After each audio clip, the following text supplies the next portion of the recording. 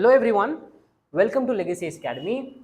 Welcome to this new initiative by the Legacy IAS where we are discussing previous year's mains questions.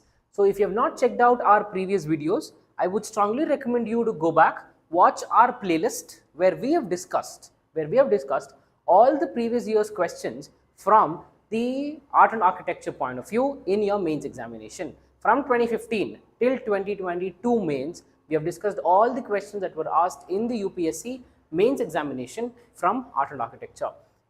You can also check out our video where I have discussed the answer writing structure. Okay, I have told you what do you write in the introduction, what do you write in the body of the answer, and also what should be there in the conclusion. After you watch all the videos in the playlist, I would strongly recommend you to complete this video. If you have not watched, do not continue. Go back, watch all the videos, and then let's start about the answer writing process. Okay, see, the first question for the day that I'll be discussing will be this: how did the existing architecture in India evolve with the arrival of Islamic rule in India? Okay, the question is asked for 150 words, which means it's a basic 10 marker.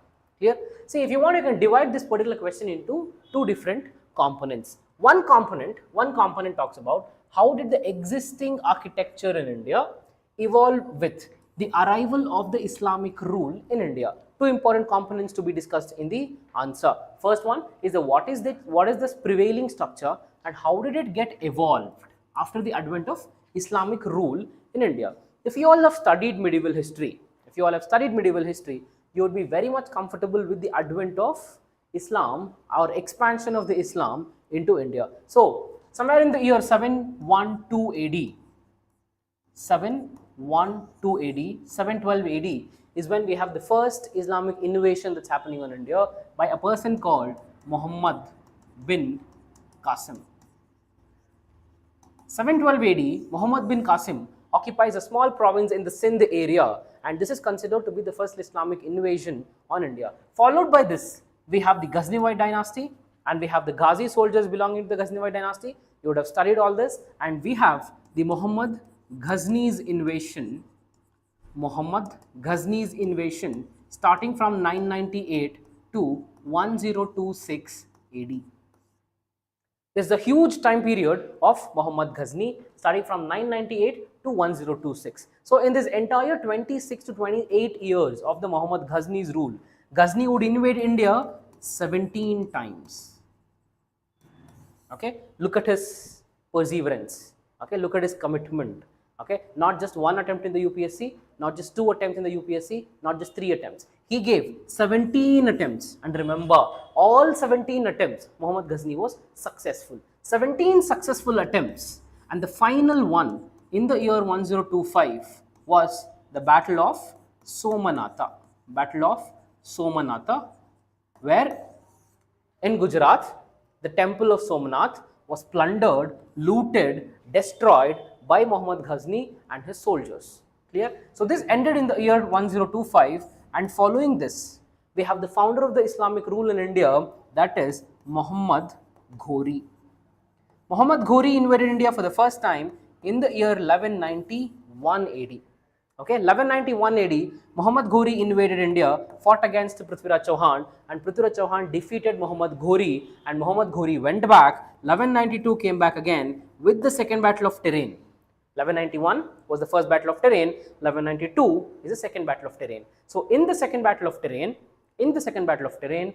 Muhammad Ghori defeated Prithviraj Chauhan, killed him, and started the rule of Delhi Sultanate, which starts from 1206 AD in the form of slave dynasty in India. So this is the background information that you should know for the advent of Islam into India. So this is how from the year 1206 we have the Delhi Sultanate, that is in the form of slave dynasty. After this we have Khiljis, we have Tughlaqs, we have Sayyids, we have Lodhis. Okay, from 1206 to 1526, that is the first battle of Panipat, where Babur defeated the Lodhi king Ibrahim Lodhi and started Mughal Empire. So from 1206 to 1526 is the time period of Delhi Sultanate in the North India. So with this background information, of the advent of the Islam into India, let's get to understand what are the features of Indo-Islamic architecture. Okay, what do we understand by the Indo-Islamic architecture, and what are the features of Indo-Islamic architecture? The first one, Arakwait replaced Trabit. Okay, see the very important one, Arakwait replaced Trabit. See, what is this Arakwait and what is Trabit? Two important terminologies to understand. See, if you would have seen some of the temples there in the ancient India, the Chola temples for that matter, or Pallava temples for that matter, or I'll give you even more a simple explanation. If you look at the house construction, the home construction, something like this you will see. Okay, so if this is the house, this is not the roof, don't confuse this to be the roof. At 7 feet height, you have something called as lintel. Okay, you have something called as lintel, a beam that goes on. Okay, it's a horizontal beam that goes on, lintel, clear, at the height of 7 feet. So this was called as Trabit. This was called as Trabit, and this was the existing architecture in ancient India. So after the invasion of the Islam, after the Islamic invasion in the Indo-Islamic style of architecture, this was replaced by Arakwait. Okay, Arakwait is the arch that you find. Is an arch that you find. Okay, so Arakwait replaced Trabit, the first characteristic of the Indo-Islamic architecture. Second one, minars and pillars. See, if you would have studied Mauryan Empire, you would be very much familiar with the Mauryan pillars. The Ashoka was very much famous for his pillars. Okay, very much famous for his pillars. And you would have also studied the differences between the Ashokan pillar and the Achaemenian pillar. Clear? So in this scenario, we should know that we had pillar architecture in the ancient history that was replaced by the architecture of minars. So what are these minars? You would have heard about Qutub Minar. Okay, that's a minar. And around the Taj Mahal, we have 4 minars that were built which are attached to Taj Mahal. Those are minars. So minars replaced the art of construction of pillars. Clear? Third one, brick and mortar in place of stone. See, before, stone was a principal building material in the ancient history. If you look at most of the temples that were built during 4th century, 5th century and 6th century for that matter, you will see the principal building material would be stone. But going forward, from 13th, 14th, 15th and 16th century, if we look at, we'll have brick and mortar. We have brick and mortar and not the stone as the principal building material. Clear? Next one, Arbisque technique. Okay, see, Arbisque technique is a very much integral part of the Indo-Islamic style of architecture. You will find this in most of the mosques and also most of the tombs. Okay, this is also a part of the Taj Mahal and also Humayun's tomb. Clear? So what is this Arbisque technique? You would have seen such structures. You will have a panel, and in this, it's a floral design. Okay, you will have a floral designs like this. Or I'll give you a very good example to understand what is Arbisque.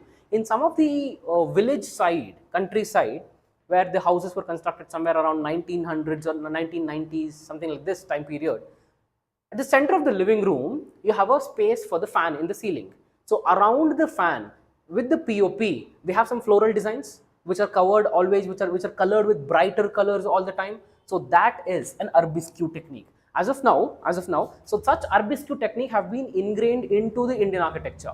These days we don't find it because we will have the false ceiling coming into existence. So if you don't have the false ceiling, around the fan with the POP or cement, such structures were actually created. Those are the floral designs. So that is called as Arbisque technique. Clear?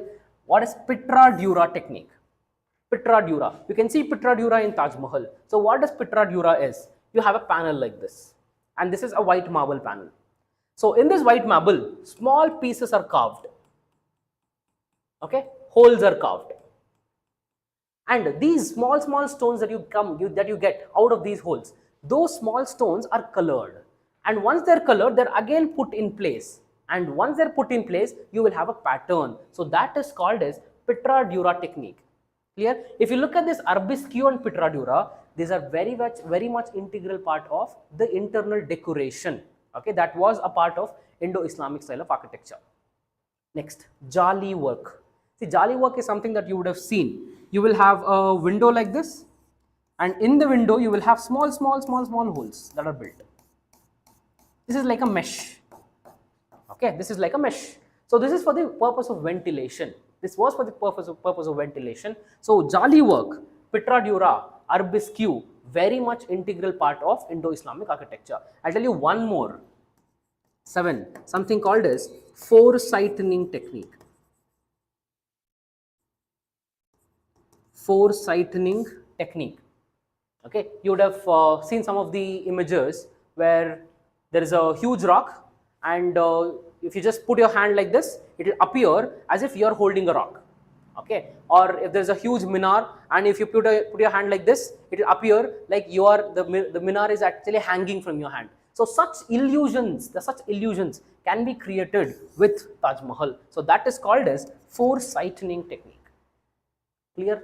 So these were some of the features of Indo-Islamic architecture in the medieval India. See, understanding this Indo-Islamic type of architecture is equally important to understanding this history of the advent of Islam. Okay, this is very much important. And you will also have to understand what were the changes that happened in this early medieval time period. From 700 or 750 to 1200, during this time period, what was the situation with respect to North India and what was the situation with respect to South India. So it is very crucial for you to have an understanding of this early medieval time period. Okay, so with this, let's move on to the next question for the day, that is, examine the distinguishing features of the Dravidian temple architecture. Okay, the component of the question is very truly mentioned there. Examine the distinguishing features of the Dravidian style of temple architecture and analyze the significant role played by a very specific Chola dynasty in shaping this architectural style. See, the question can be split into two important components. One is the special features of the Dravidian style of temple architecture. Second, what is the contribution of the Chola dynasty in this? So when we talk about Chola dynasty, we actually talk about two important kings. Okay, Rajendra Chola and Rajaraja Chola. Okay, Rajaraja Chola and the Rajendra Chola, two important people that we talk about. So this is what the question has to ask. So in the introduction, what would you write? We will have to write about the foundation of the Chola dynasty. Chola dynasty, when was it founded? In the year 850 AD by a person called Vijayalaya. Okay, 850 AD, Vijayalaya. What was the capital city? The capital city of the third Cholas was Tanjore or Tanjavur. It's also called as Tanjai. If you have watched PS1 and PS2, probably you would know that Tanjore is Tanjai. Okay, so this is the background of the existence of the Chola Empire, started by the person called Vijayalaya in the year 850 AD. Okay, at a place called Tanjore was their capital city. Now, when we talk about the Dravidian style of temple architecture, clear? What is this Dravidian style of temple architecture? See, in India, from Gupta's time period, from the time period of the Guptas is when we have the actual art of temple construction coming into existence. Clear? So, Guptas, the temple architecture has been divided into two important blocks. One we have in North India, that is called as Nagara style of temple architecture or Nagada. We have Dravidian style of temple architecture, that is South India. Dravidian style is South India, Nagara is North Indian temple style of architecture. So in Dravidian style of temple architecture, the question asks, what are the important features? Okay, I've listed the features here. What are the important features of the Dravidian style of temple architecture? One is elaborate gopuram. Okay, if you look at any of the South Indian temples for that matter, any temple in any part of Tamil Nadu, Andhra Pradesh and Karnataka, you will find the entrance is a huge tall gopuram with a very large entrance. Okay, very large entrance with a tall gopuram.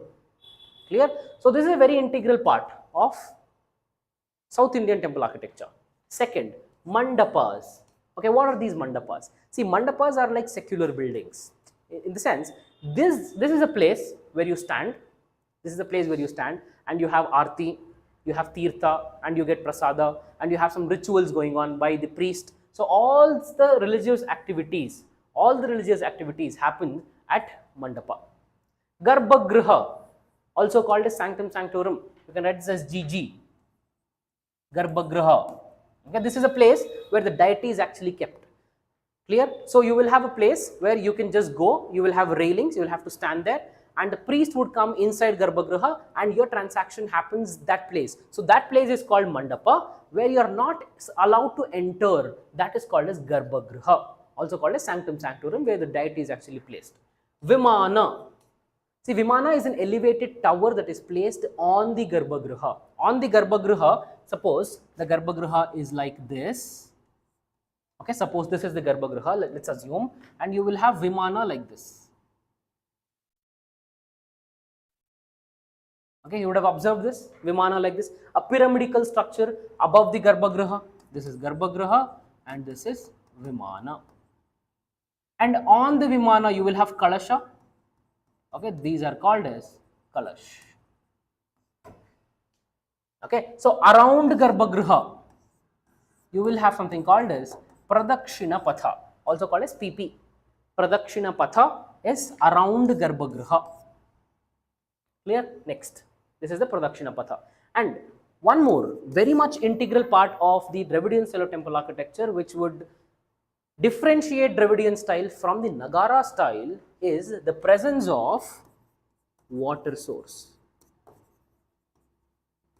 Presence of water source. Okay, which means you will have a water pond, you will have a pond where the water is actually fetched for any purpose, for that matter, for the religious purpose, to carry out some traditions or to prepare food in the temples. So you have the water source or a water tank, which is a very integral part of Dravidian style of architecture. And all these styles got culminated in the construction of a very classic in the Dravidian style of temple architecture, that is Brihadeshwara temple.